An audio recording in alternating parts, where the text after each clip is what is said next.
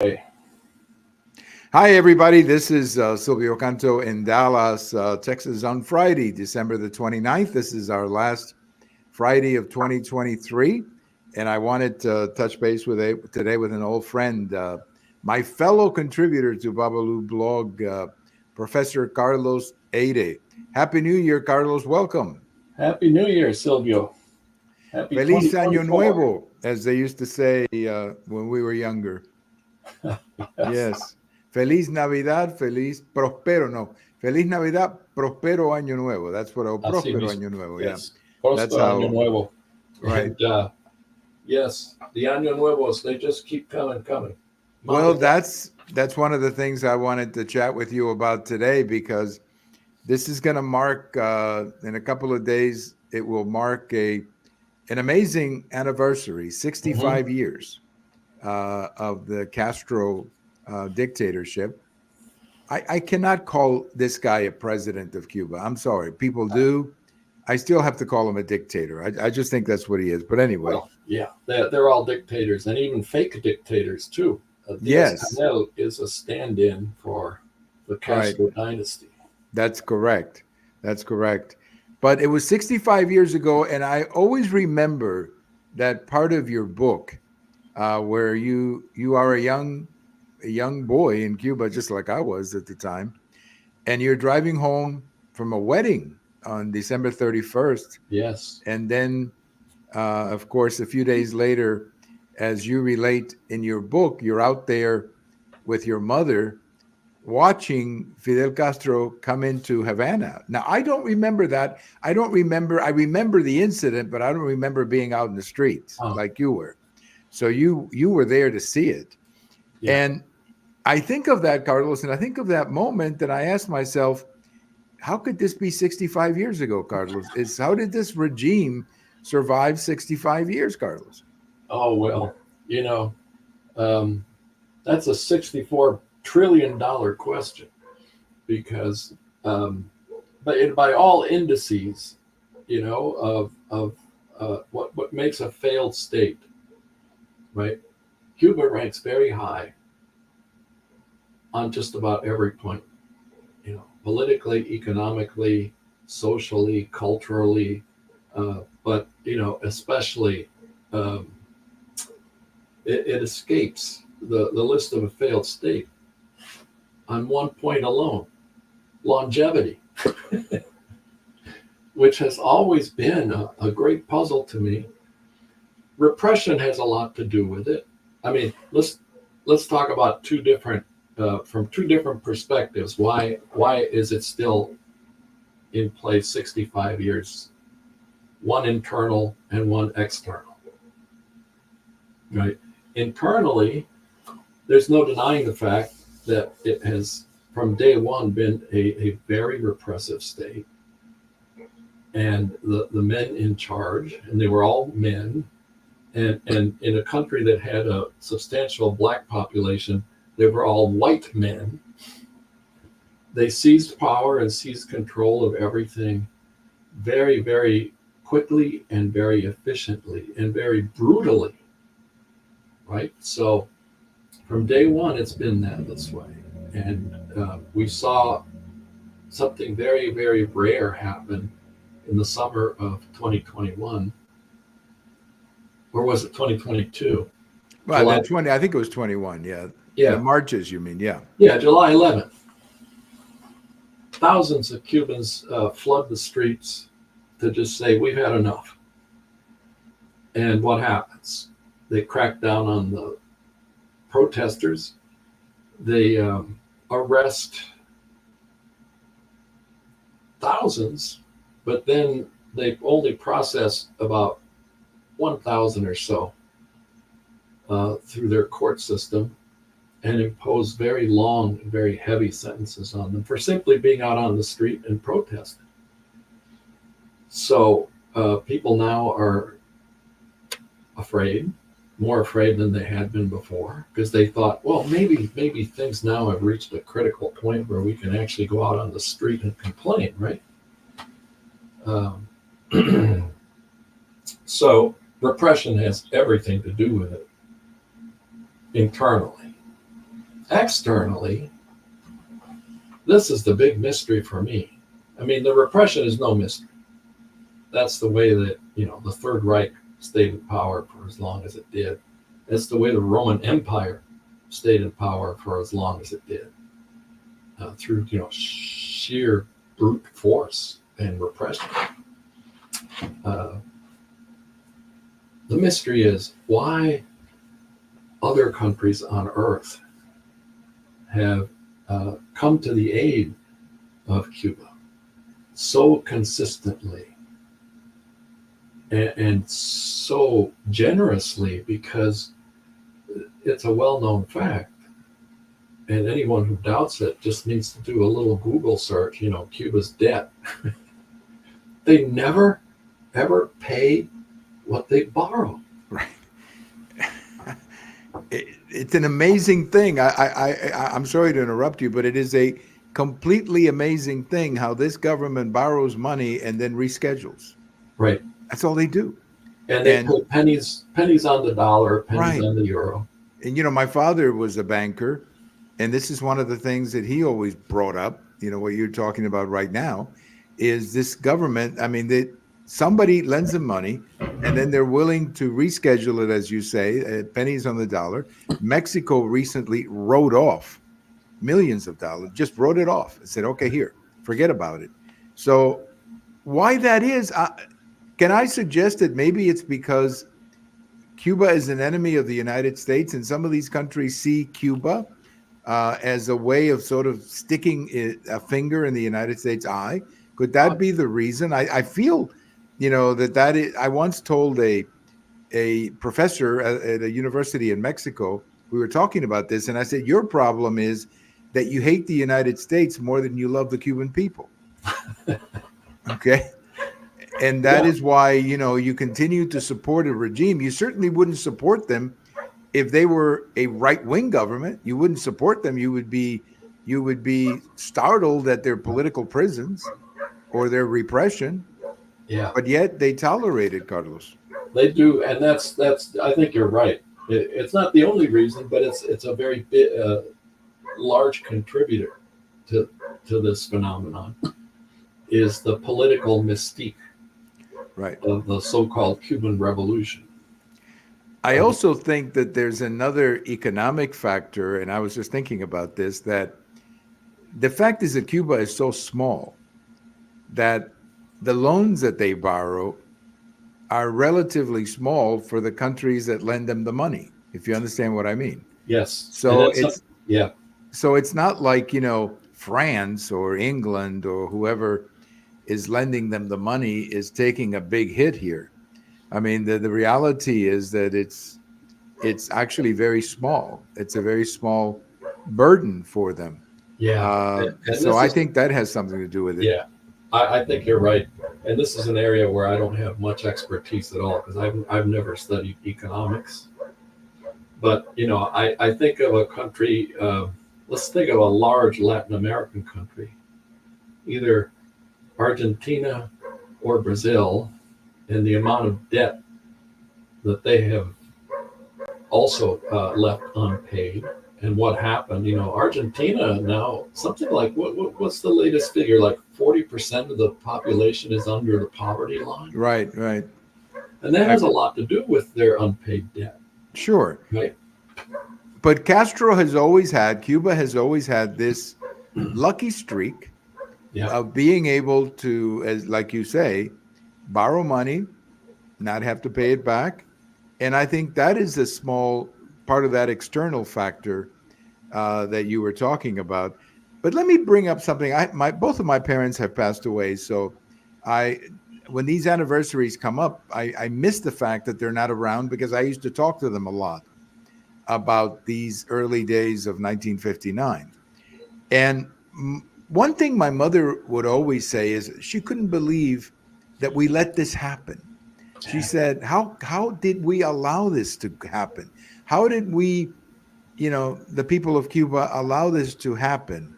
And what she means is that somehow the Cubans put down their guard, and they didn't realize that they were dealing with a communist regime who had no intentions of fulfilling any of their promises, Carlos.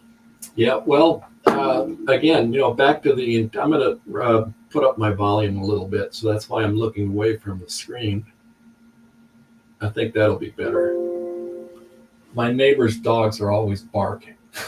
That's okay. I thought they were showing their support for our conversation. We always love, we always like to get support wherever it comes from. Yes. So tell your neighbor that his dogs will be heard over at Babalu tonight. Yes. Yeah, and now they also got some kind of dirt bike for Christmas. So we might be hearing that too. My window's okay. closed, but Carlos, let me put it this way: if they're your neighbors, I like them. Okay. So we'll put it that way. Your friend is my friend. Good. Well, yeah, my dad from day one said, "This guy's no good. This is terrible." But this leads me to my own thinking on it as a historian of why Cubans, quote unquote, let it happen. Right. Okay. Item number one. Cuba had a very large middle class, and it had a booming economy. And yes, there was poverty. There's no country on earth that doesn't have poverty. And there were endemic problems of all sorts. But Cuba was a very politically immature country, very young. I was born in 1950, right? So Cuba became independent in 1902. On my father's side, my grandparents had both been born not only under Spanish rule, but when there were still slaves in Cuba. Because Cuba had slavery till the 1880s, right? And I remember my grandparents talking. My father's father passed away before I was born, but I remember my grandmother, who lived with us, always telling us about what esclavos, the slaves, and the slaves had to do this, and the slaves had to do that, and everybody was a slave around us. And this country also received over 1 million immigrants between 1900 and 1950, mostly Spanish, from all different parts of Spain.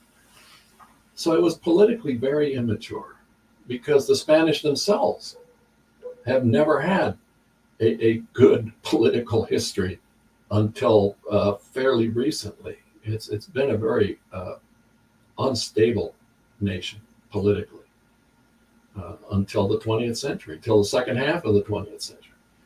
So that was part of it. And then another issue within that history of Cuba itself was I had grandparents, and I'm sure you did too, who remembered the struggle for freedom from Spain. And what was happening in the 19th century? Cubans would come to the US, escaping political persecution. And there were communities here, especially in Tampa and New York City, with a substantial number of Cubans, enough Cubans for these refugees to collect money and to get enough money together to fund the independence movement back on the island. This is in our political memory as Cubans. Yes. That's what Cubans did in 1959, 1960. And this was one reason that people let their guard down, was not just the political immaturity of Cuba, but the fact that this had always worked. You flee, you collect money, you come back and you fight against this regime. Right. Well, to some extent, Carlos, I mean, your own experience, I mean, Pedro Pan experience, your parents probably didn't think that they would never, or that you would be going away forever. I mean, the Pedro Pan, as I understand, the Pedro Pan experience was we're going to send them to the United States for a while, and then we'll bring him back after, after he leaves. Yes. So I think that's true, isn't it? Of the Pedro Pan, Yeah. the I mean, mentality, right? there was always this dark thought on the horizon. Right. This might be permanent. Yeah. Always that, but it was just way far in a distant possibility. No, of course we were only going to be here for a few months. Right. Right. And everything would be restored back to normal back on the island, and of course, we would be going back.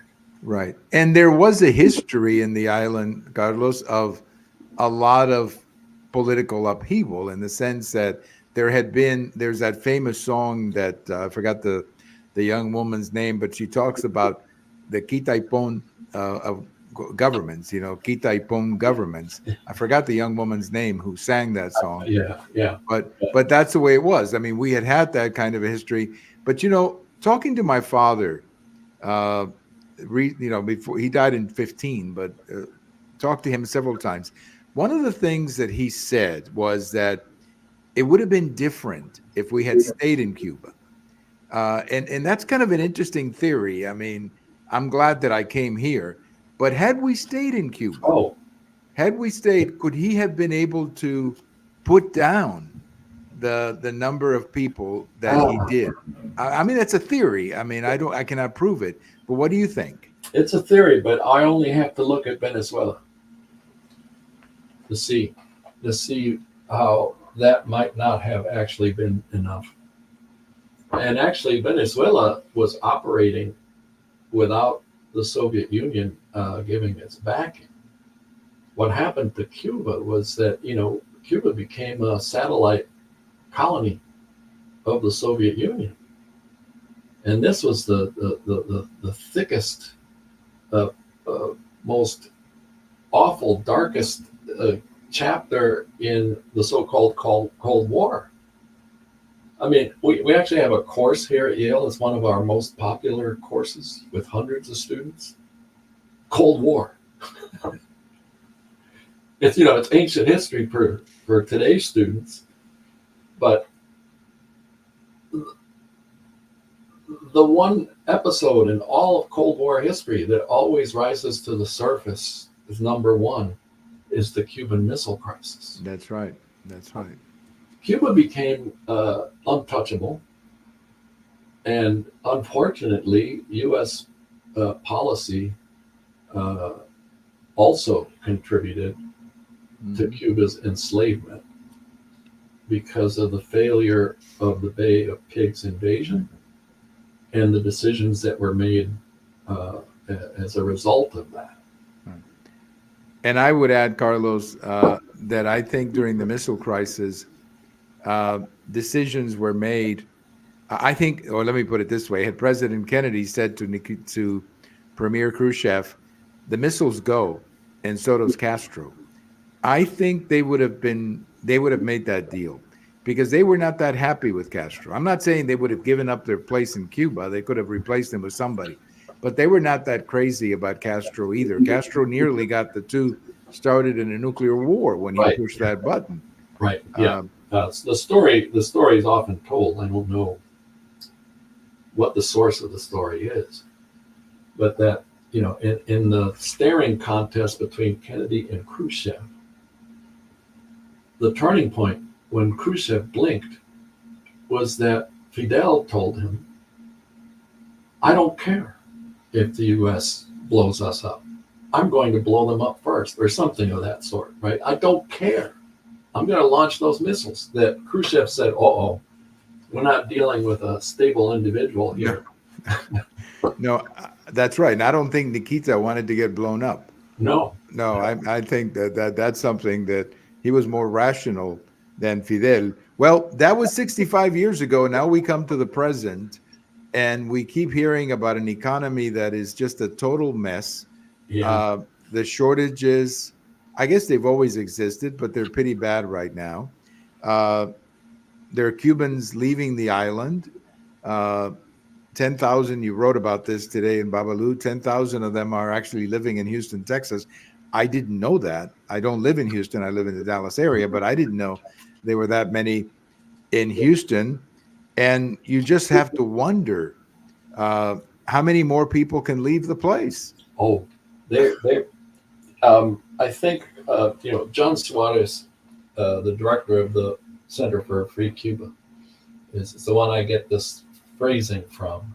But he started talking a few months ago about the weaponization of migration on the part of the Cuban dictatorship.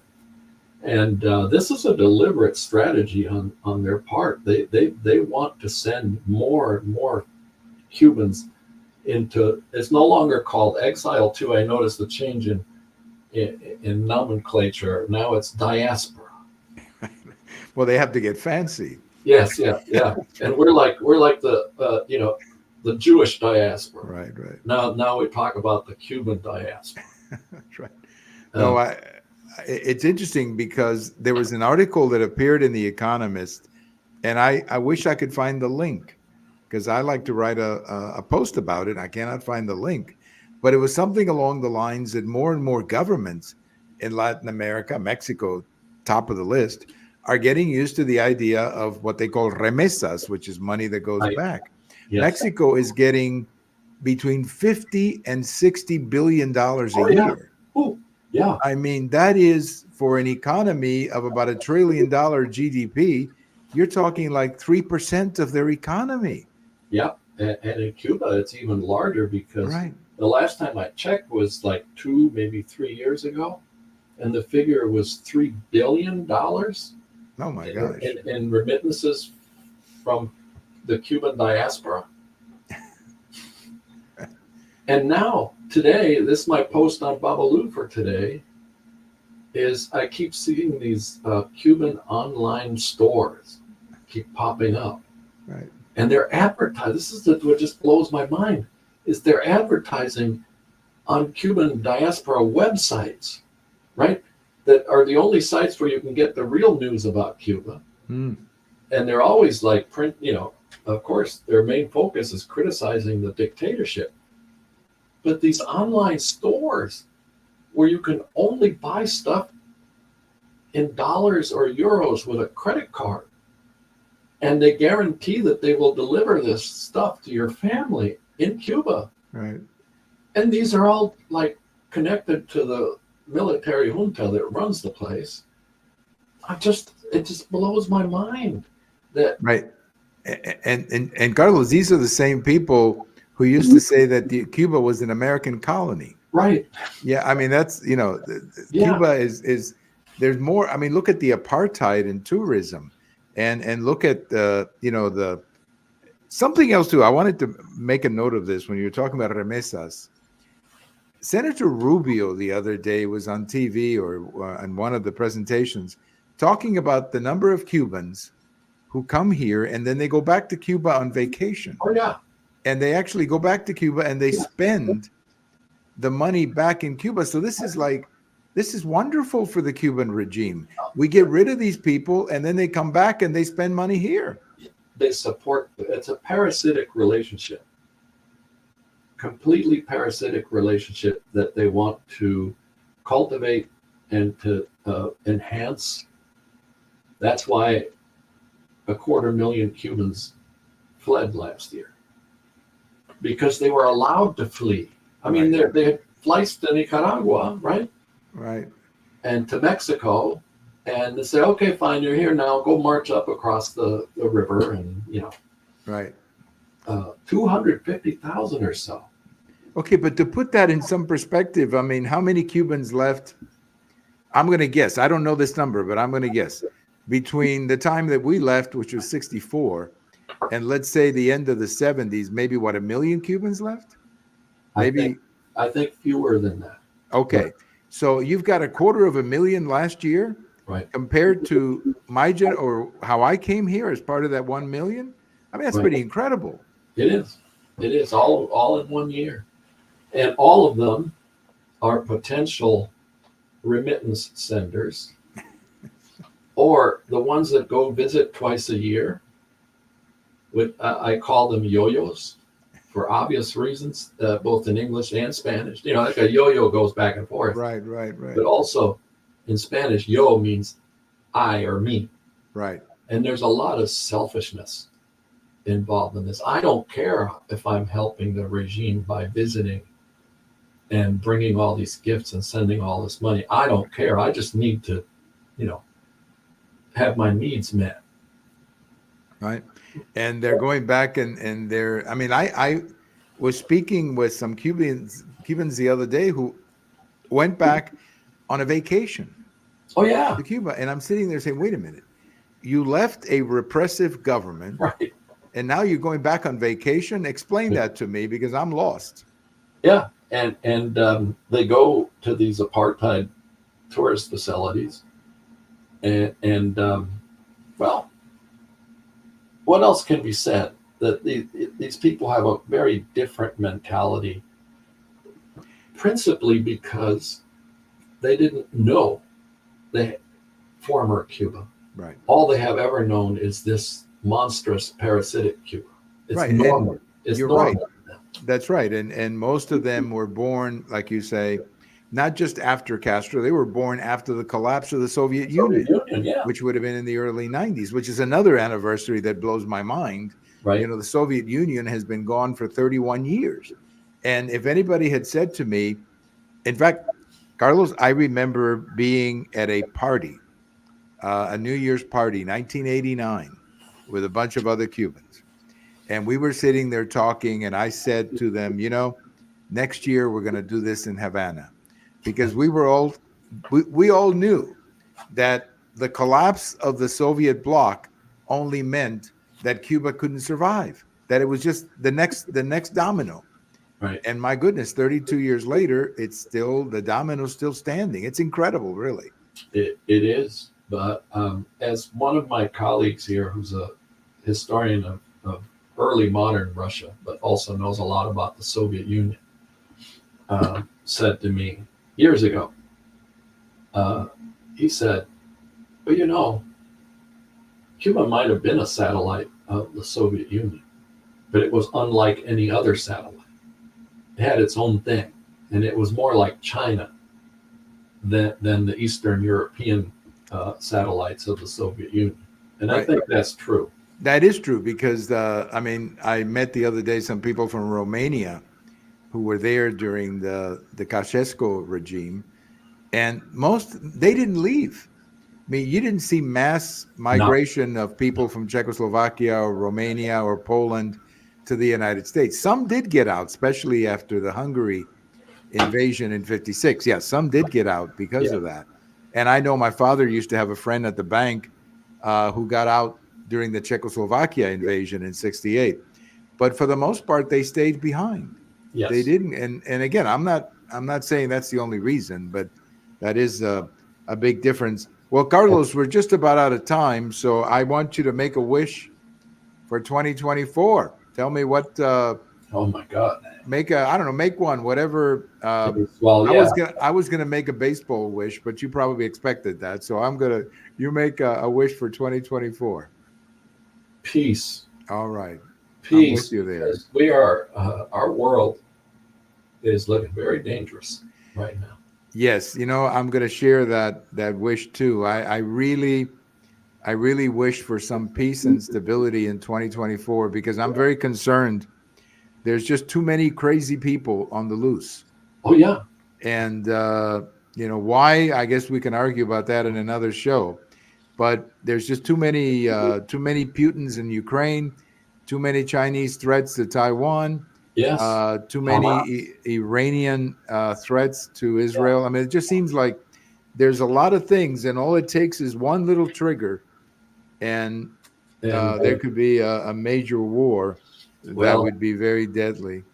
And Cuba itself could provoke something too, because Cuba is inviting.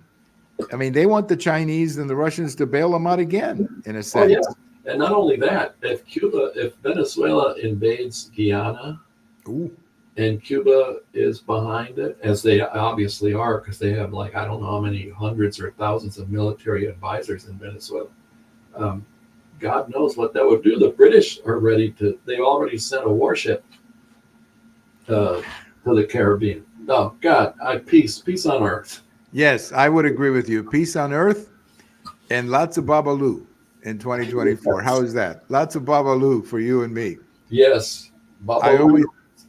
always enjoy reading your postings at Babalu, and I just want to wish you the very best. And I hope I see you, back at Babalu tomorrow. Same goes both ways. All right. And I don't know about you, but Babalu keeps me sane. It helps to keep me sane. Well, that's one of the reasons I got involved in it, because it is my connection to Cuba. I'll Right. put it that way. Yeah. It is my connection to Cuba. If there wasn't a Babalu, well, first of all, you and I would have never met, and I wouldn't have met a lot of other people who Right. I've met because of Babalu. But I just think of all the information that I have. I remember when I first got connected to Babalu over 10 years ago, one of the first things I did was connect my father to it. And my father used to check it every day because of the information about Cuba. My father loved it. I mean, he checked it every single day. Well, Carlos, I want to thank you so much for joining us and being a part of this.